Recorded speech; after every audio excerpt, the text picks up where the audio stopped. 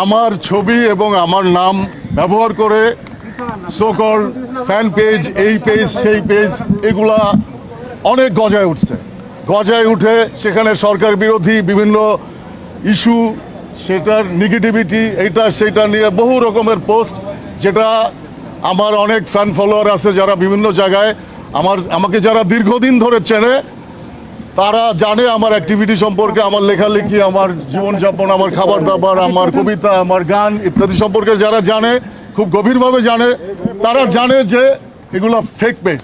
কিন্তু অনেকেই জানে না, যারা দেশের মধ্যে দেশের বাইরে বিভিন্ন জায়গায়, বা একটা জেনারেশন যারা আমরা প্রায় 30-35 বছর ধরে এই মিডিয়ার সঙ্গে সম্পৃক্ত নানানভাবে, সেটা print media, visual medium, literature, music, film, television, তারপরে নানান রকমের মিডিয়ার সাথে আমরা কানেক্টেড। তো সবাই জানে, আমার বন্ধু বান্ধবরা জানে, আমার সাথে যারা কাজ করে, আমি যাদের সাথে কাজ করি তারাও জানে যে এগুলো ফেক পেজ। এই সমস্ত পেজ থেকে উস্কানিমূলক পোস্ট দিয়ে, নানান রকম পোস্ট দিয়ে, সরকার প্রধানদের বিরুদ্ধে পোস্ট দিয়ে তাদেরকে মানে আমাকে তাদের এই সমস্ত পোস্ট দিয়ে আমাকে বিব্রত করার চেষ্টা, এবং অনেকের কাছে ভুল বোঝার ভিতরে নিয়ে গেছে এই সমস্ত পেজ। তো আমি আজকে ডিবি অফিসে আসছি হারুন স্যারের সাথে দেখা করতে। সো আমি এখানে আসছি স্যারের কাছে, হারুন সাহেবের কাছে আসছি এইগুলো যারা করতেছে তাদেরকে খুঁজে বের করে দৃষ্টান্তমূলক আইনানুগ ব্যবস্থা নেওয়ার জন্য। আসলে এই জন্যই আমি আসছি। এই মালটা ক্যাঙ্কা ভিতু দেখেছেন, শুধু ভিতু না, বেকুবও বটে। তার নামে ফেক পেজ হয়েছে, সেই ফেক পেজ তার আসল পেজের চাইতে ভাইরাল। সেই ফেক পেজ থেকে হাসিনা বিরোধী পোস্ট দেওয়া হইতো, আর তাতে ওই ডরেই হাউন আঙ্কেলের কাছে গেছে বিচার দিতে। ওই যদি এই কামটা না করতো, তাহলে এখন কইতে পারতো যে আমি বীরশ্রেষ্ঠ, হাসিনা বিরোধী লড়াই তো আমিই করেছি। দেখিস ইনকা করে কত মাল যে ধরা খাবে কে জানে। রেকর্ড রাখলাম, এই ভিডিওটা ওয়েবসাইটে যাবে। ওই যে হাসিনার লেসপেন্সারদেরকে নিয়ে যে সাইট হইতেছে না, উড়ি একটা নতুন ক্যাটাগরি করবো, হাউন আঙ্কেলকে যারা সার দেখতো।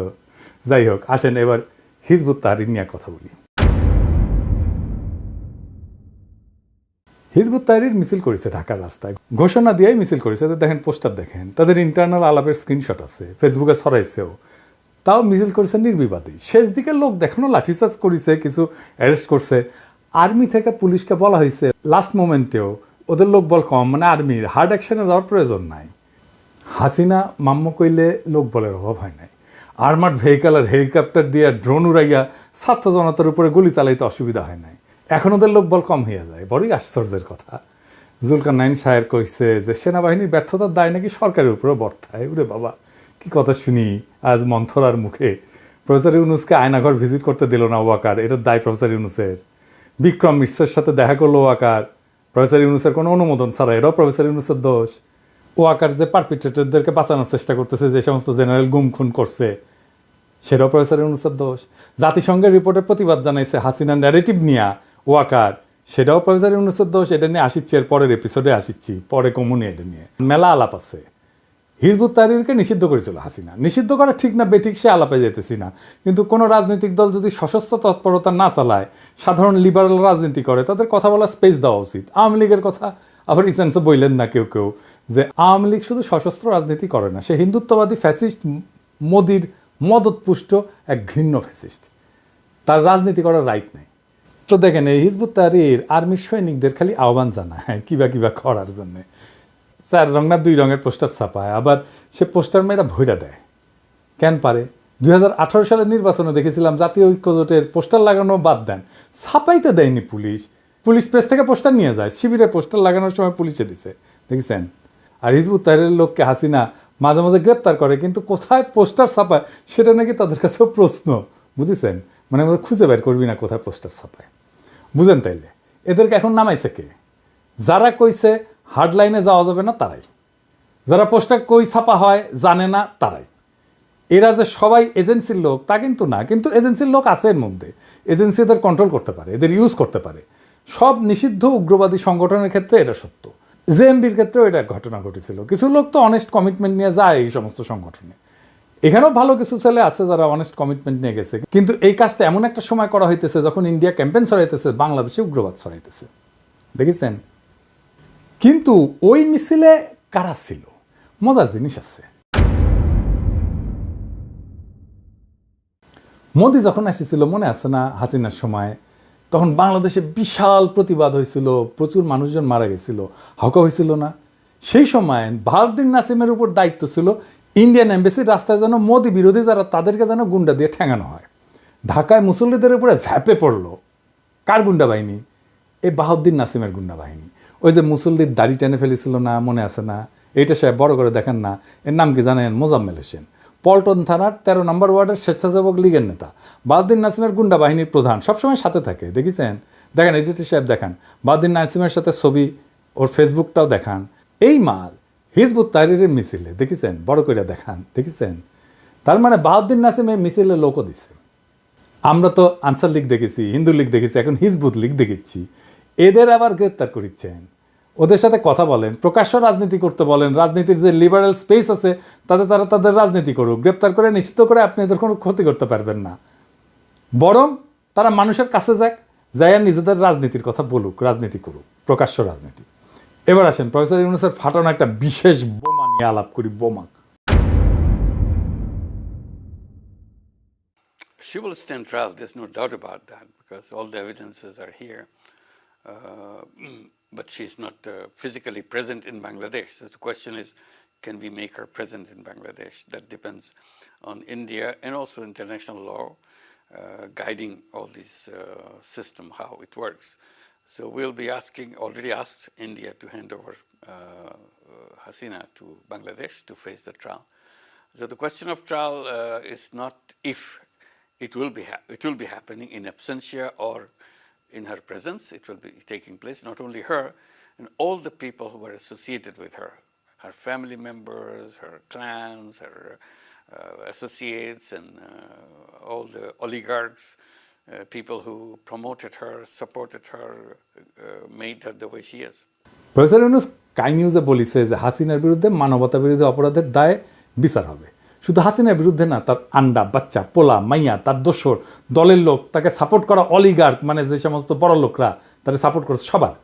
যেটা প্রফেসর ইউনূস বলে নাই কিন্তু হবে, তা হচ্ছে এই মামলা শুধু আন্তর্জাতিক অপরাধ ট্রাইব্যুনালে হবে না, এটা হবে আইসিসির ব্রাসেলসের কোর্টে। জাতিসংঘের রিপোর্টে বিশ্বাসযোগ্যভাবে প্রমাণ হয়েছে হাসিনার অপরাধ। এইটার জাতিসংঘের অফিসিয়াল ডকুমেন্ট। এখন আপনারা শুনেছেন হাসিনার নিজের মুখে হেলিকপ্টার থেকে প্রাণঘাতী অস্ত্র দিয়ে গুলি করার নির্দেশ দিচ্ছে। না শুনে থাকলে শুনেন, এইটা সে সাবটাইটেল দিয়ে দিয়ে নিছে। চিন্তা করে কথা বলি, ওইটাই তাদের আকাঙ্ক্ষা। বুঝতেছি, আমি টেকনিক্যালি বুঝতেছি, তো ওরা মনে হয় ওই পথে যাওয়ার জন্য ইয়ে করছে। দরকার নাই, ওটা দরকার নাই। আমি সেনাবাহিনীর সাথে কথা বলছি, ওরা রেডি থাকে, ঠিক আছে। এখন তো আমরা অন্য ইয়ে করতেছি, ড্রোন দিয়ে ছবি নিচ্ছি, আর হেলিকপ্টার ইয়ে মানে কয়েক জায়গায়। তবে কিছু ছবি দেখে পাকাও করা যায় না রাতের মধ্যে? সবগুলিকে অ্যারেস্ট করতে বলছি রাত্রে। হ্যাঁ, পাকাও করলে না, ওটা বলা হয়, ওটা র্যাব, জিএফআই, মানে সবাইকে বলা হচ্ছে যে যেখান থেকে টিকাটা পারবো ধরে ফেলবে, ওটা বলা হয়। আর যেখানে গ্যাদারিং দেখবে সেখানে ওই উপর থেকে, এখন উপর থেকে করাচ্ছি, অলরেডি শুরু হচ্ছে কয়েকটা জায়গায় কমে গেছে। মোহাম্মদপুর থানার দিকে মনে হয় যাচ্ছে একটা, মোহাম্মদপুর থানার দিকে। হ্যাঁ, তোকে পাঠায় দিই রাত্রে। জি, তবে আপনার নির্দেশনা লাগবে। না, আমার নির্দেশনা দেওয়া আছে, ওপেন নির্দেশনা দিয়ে দিচ্ছে। এখন লেখা লিখবেন, ব্যবহার করবে, যেখানে পাবে সেটা গুলি করবে, ওটা বলা হচ্ছে। এখন আমি এতদিন বাধা দিয়ে রাখছিলাম, ওই যে স্টুডেন্টরা ছিল ওদের সত্যি কথা চিন্তা করে, তারপর তো। আর সে কি বলেছিল? ছোট্ট ছোট শিশুরা গুলিবদ্ধ, এ গুলিগুলি কিভাবে লাগলো? তারপরে মিথ্যাচার, দোতলা বাড়ির মধ্যে জানলার কাছে ছেলেটা, তার গুলি লেগেছে, বলে হেলিকপ্টার থেকে গুলি লেগেছে। আপনারা বলেন হেলিকপ্টারের গুলি ঘরের মধ্যে ঢুকবে কিভাবে? দেখেন হেলিকপ্টার থেকে গুলি ঘরে ঢুকে কিভাবে, কিরকম নাটক করে দেখেছেন? এই জাউরামাগি, বিশ্ব জাউরামাগি। র্যাব বলেছিল না যে তারা গুলি ছড়েনি হেলিকপ্টার থেকে, দেখেছেন না? হাসিনার সাথে বিচারের নাম আসবে মোদির। মোদি আর হাসিনার বিচার হবে একই সাথে, একই দড়িতে ফাঁসি হবে। হাসিনার শাসনকে কোনোভাবে ইন্ডিয়া থেকে আলাদা করা যাবে না। হাসিনাকে ক্ষমতায় রাখছে ইন্ডিয়া, তাকে বাঁচায় রাখছে ইন্ডিয়া। হাসিনারে বাঁচানোর জন্য সে গুম খুনে অংশ নিছে, ইন্ডিয়া গুম খুনে অংশ নিছে, সে বাহিনী পাঠাইছে, তারা হিন্দি ভাষায় কথা বলছে। এই জুলাই আগস্ট বিপ্লবের সময় রাস্তায় তারা গুলি চালাইছে। এই বিচার প্রফেসর ইউনুস করবে। প্রফেসর ইউনুসের এই ঘোষণা একটা গেম চেঞ্জার। ইন্ডিয়া বাটে পড়লে না সারা দুনিয়া এর অ্যাডভান্টেজ নেবে। আসেন দেখি কারা কারা এর অ্যাডভান্টেজ নেবে, তা কেন নিবে এটা একটু দেখে নিই। মোদি বা ইন্ডিয়া যদি কোনো সংকটে পড়ে, তাহলে কিছু আন্তর্জাতিক শক্তি এই সুযোগকে তাদের কৌশলগত এবং ভূ রাজনৈতিক স্বার্থে কাজে লাগাইতে চাইবে। কয়েকটা প্রধান শক্তির কথা বলে, যেমন চীন। ভারত চীনের মধ্যে সীমান্ত বিরোধ আছে, তারপরে বেল্ট রোড ইনিশিয়েটিভ নিয়ে মত পার্থক্য আছে, ভারত আর যুক্তরাষ্ট্রের ঘনিষ্ঠ সম্পর্কের কারণে চীন ভারতের স্থিতিশীলতা দুর্বল করতে চাইবেই। ভারত যদি দুর্বল হয় তাহলে চীনের জন্য দক্ষিণ এশিয়ায় প্রভাব বিস্তারের সুযোগ তৈরি করবে এবং ভারতের বিরুদ্ধে সামরিক এবং অর্থনৈতিক পদক্ষেপ নেওয়ার ক্ষেত্রে সুবিধা দেবে। পাকিস্তান কেন নেবে সেটা আর ব্যাখ্যা না করি, সুবিধা কিভাবে? মোদির দুর্বলতা পাকিস্তানকে কাশ্মীর ইস্যুতে আন্তর্জাতিকভাবে বেশি সমর্থন পেতে সাহায্য করবে। আমেরিকা, যদিও আমেরিকার সাথে মোদির ভালো সম্পর্ক আছে, কিন্তু দেখতেছেন তো সম্পর্কটা একাট্টাভাবে ভালো তা কিন্তু না। এটা একটা টানাপড়নের সম্পর্ক, মানে সমস্ত রাষ্ট্রই আর একটা রাষ্ট্রের কাছ থেকে সুবিধা নিতে চাইবে। ইন্ডিয়া যদি অসুবিধায় পড়ে তাহলে আরেকজন সুবিধা নিতে চাইবে। তার সাথে রাশিয়ার সাথে ঘনিষ্ঠ সম্পর্ক আছে, এটা তো যুক্তরাষ্ট্রের জন্য উদ্বেগের। ইন্ডিয়া রাশিয়া থেকে অস্ত্র কেনে। ইন্ডিয়া চীনের বিরুদ্ধে কৌশলগত অংশীদারিত্বে যাইতে চায় না আমেরিকার সাথে, তো আমেরিকা তো এখন এইটা করার চেষ্টা করবে। রাশিয়ার সাথেও কিন্তু ভারতের যতই ভালো সম্পর্ক থাকুক, বাণিজ্য নিয়ে কিছু চ্যালেঞ্জ আছে। রাশিয়া চাইবে যে মোদির চাইতো বন্ধুত্বপূর্ণ সরকার যেন একটা ইন্ডিয়াতে আসে, যেটা রাশিয়ার সাথে বেশি বন্ধুত্বপূর্ণ। ইউরোপিয়ান ইউনিয়নের সাথে তাদের সমস্যা আছে, যেমন নাগরিকত্ব সংশোধনী আইন নিয়ে সমস্যা আছে, কাশ্মীরের সাংবিধানিক পরিবর্তন নিয়ে ইউরোপিয়ান ইউনিয়নের সাথে ইন্ডিয়ার ভালো ধরনের সমস্যা আছে। মানবাধিকার ইস্যুতে ইউরোপিয়ান ইউনিয়নের সাথে ভারতের সম্পর্ক মাঝে মাঝে জটিল হয়েছে। মধ্যপ্রাচ্যের দেশগুলোর মধ্যে যেমন ইরানের সাথে ইন্ডিয়ার সম্পর্ক দুর্বল হয়েছে। ইরান চাইবে ইন্ডিয়া দুর্বল হলে তার একটা অবস্থানগত সুবিধা পাবে, ইরান যেন ভারতের কাছ থেকে বেশি কূটনৈতিক এবং অর্থনৈতিক সুবিধা আদায় করতে পারে। আন্তর্জাতিকভাবে প্রফেসর ইউনুসের অবস্থান এই একটা ঘোষণায় দারুণভাবে শক্তিশালী হয়েছে। উপেন্দ্র ত্রিবেদী বলছে বাংলাদেশ সরকার বদলালে দিল্লির সঙ্গে ঢাকার সম্পর্কে পরিবর্তন আসতে পারে। সেই সঙ্গে বলছে যে বাংলাদেশ আর ভারতের সামরিক বাহিনীর মধ্যে সামরিক সম্পর্ক খুবই শক্তিশালী, উভয় দেশের সামরিক বাহিনী নিয়মিত নোট বিনিময় করে থাকে। Now coming on to specifically what you asked for Bangladesh, as far as Bangladesh is concerned, it is too early to take any decision for us, because let our elected government come, let's see the relationship and let us see what to be done about it. Because as far as I am concerned, I am very clear, the present military to military relationship is very strong and we keep exchanging notes on regular basis to avoid any kind of a misgivings. এবার বুঝছেন তো কেন তারা professor ইউনুসের পরের সরকার চায়, কেন বুঝেছেন? আর কেনই বা সামরিক বাহিনীর সাথে সম্পর্কের কথা বলে, এখন মিলাইতে পারেন সব কিছু মিলে সব। ওয়াকারের লেসপেন্সার বাড়াইছে অনেক ওদের জিগাবেন ওয়াকারের সাথে বিক্রম মিশ্র কি আলাপ হয়েছিল, ইন্ডিয়ান আর্মির সাথে কি নোট চালাচালি চলে, ঘুটু চলে, লেসপেন্সারই একবার হান্দায় দেওয়া হবে কলে। এবার আসেন দেশের অবস্থা কি সেটা একটা দেখি। ইন্ডিয়া থেকে আমদানি না করলে পেঁয়াজ নাকি 1000 টাকা হবে, আগে শুনেছিলেন না আমরা যখন ভারতীয় পণ্য বয়কট করেছিলাম? ইন্ডিয়া থেকে আমদানি হওয়ার পরেও 7 বছর আগে পেঁয়াজ 450 টাকা কেজি কিন্তু খাইছি আমরা, মনে আছে নাকি ভুলে গেছেন? ভারত ছাড়াই পেঁয়াজ খাচ্ছি এখন 35 টাকায়, ভারত ছাড়া আলু খাচ্ছি 16 টাকায়, ভারত ছাড়া টমেটো খাচ্ছি 15 টাকায়। বিগত 10 বছরের মধ্যে এত কম দাম কখনো জিনিসপত্রের ছিল না, কিন্তু ভারত থেকে আনলে 3 গুণ হয়। এর প্রমাণ হচ্ছে বিগত 10 বছরের মূল্য। এই রমজানে জিনিসপত্রের দাম বাড়ছে, বাড়েনি, কমছে। সোয়াবিনের দাম কমতেছে, দেখেছেন?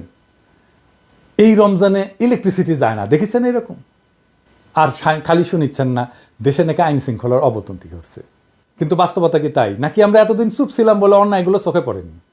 শেখ হাসিনার শাসনে মানুষকে এতটাই ভীত করে রাখা হয়েছিল যে কেউ মুখ খুলতে সাহস পেত না, মনে হয়তো সব ঠিক আছে, কারণ আমাদের ভয় দেখায় রাখা হয়েছিল। আজ একটা মেয়ের অভিমান নিয়ে কটূক্তি করা দেশ জুড়ে আলোড়ন হয়েছে। কেন?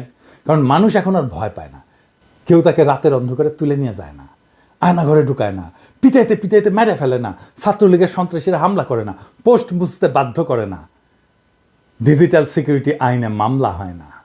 অথচ হাসিনার আমলে নোয়াখালীতে ধানের শীষে ভোট দেওয়ার অপরাধে এক নারীকে গণধর্ষণ করা হয়েছিল না, প্রতিবাদ হয়েছিল।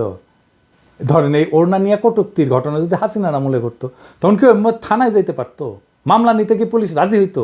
বরং বেশি বাড়াবাড়ি করলে জামাত শিবির বানিয়ে জেলে ঢুকাই দেওয়া হইতো। তখন আমরা চুপ থাকতাম, দেখতাম দেশে শান্তি আছে। যতক্ষণ না অন্যায়টা নিজের উপরে আসে ততক্ষণ কেউ টের পায় না কতটা নিঃশব্দে অত্যাচার চলতেছে। আজ বলা হচ্ছে দেশ অস্থিতিশীল, কিন্তু এটাই তো জীবনের স্বাভাবিক ধারা।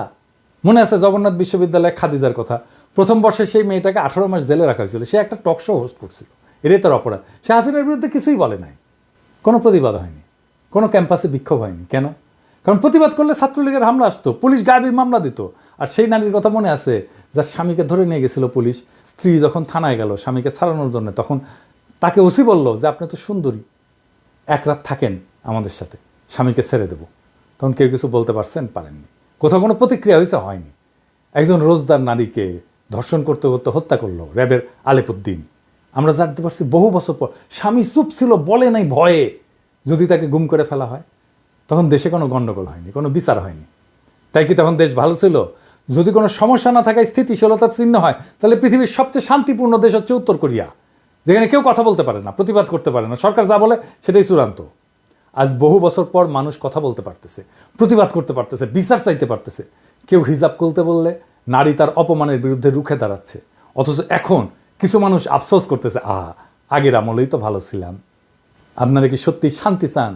তাহলে উত্তর কোরিয়ার মতো কবরে যায় শান্তি খুঁজেন না। গণতান্ত্রিক দেশে মতপার্থক্য থাকবে, আন্দোলন হবে, বিচার হবে, বিচার চাওয়া হবে। হাসিনার তৈরি করা নিঃশব্দ গোরস্থানে আর ফিরে যাওয়ার দরকার নাই তো। তার চেয়ে বরং সবাই কথা বলুক, অন্যায়ের বিরুদ্ধে দাঁড়াক। কিছু মানুষের ঘুম হারাম হইলেও প্রতিবাদ চলতে থাকলে আমাদের বিপ্লব জিন্দা থাকবে। আজকা মানুষের ভয় ভাঙতেছে, সে ভয় ভাঙে কথা বলা শিখতেছে, আজ অন্যায়ের বিরুদ্ধে দাঁড়ানোর সাহস দেখাইতেছে। এটাই সত্যিকারের পরিবর্তন। এই সাহসের আগুন যেন কখনো নিভা না যায়। আমাদের কণ্ঠ যেন আর কোনো শাসকের রক্তচক্ষুর সামনে থাইমা না যায়। প্রতিবাদ যেন কোনো ক্ষমতাবানের লাঠির আঘাতে স্তব্ধ না হয়। মনে রাখবেন, সংগ্রাম ছাড়া স্বাধীনতা টিকে না। তাই ভয় ভুলে যান, কথা বলেন, প্রতিবাদ করেন। কবরের শান্তি না, জীবনের উৎসব চাই। ইনকিলাব জিন্দাবাদ।